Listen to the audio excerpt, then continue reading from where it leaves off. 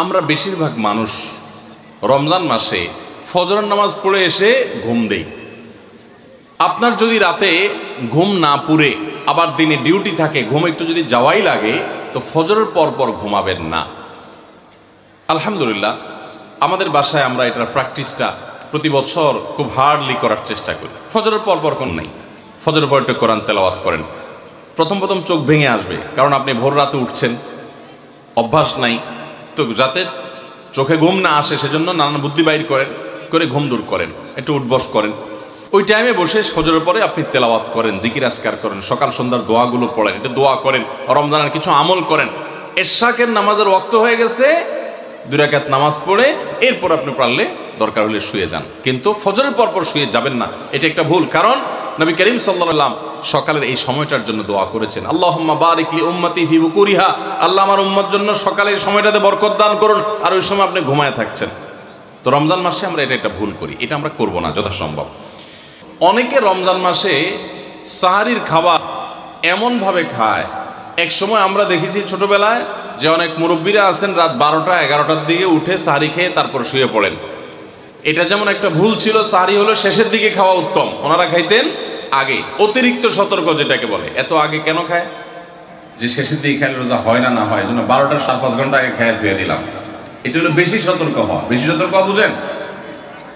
এক লোক দোতলা শুয়ে আছে ফ্লোরে, তো একটু পর পর মাথা উপরের দিকে উঠে ফেলতেছে। কেউ জিজ্ঞাসা করলো, কি বার তুমি কি এমন কেন করতেছো? ফ্লোরে শুয়ে আসো চিত হয়ে, একটু পর মাথা উঠাও কেন?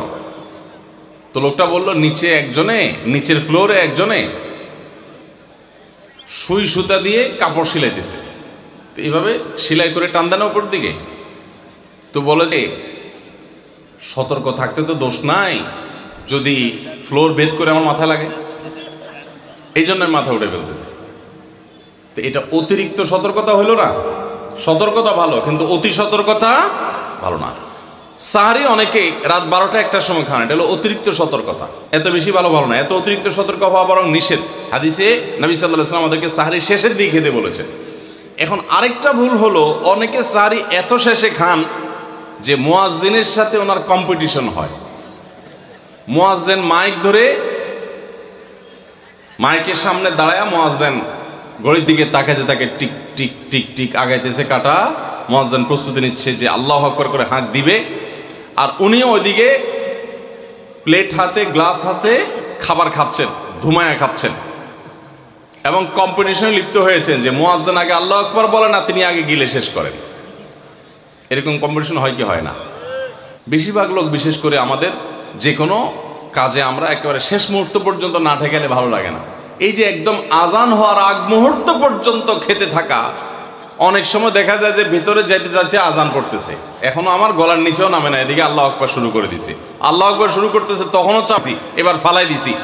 দেরিতে সাহারি খাওয়া সুন্নাত, এর মানে এই না যে এত দেরি করবেন যে মুয়াজ্জিনের সাথে আপনি চোর পুলিশ খেলাবেন।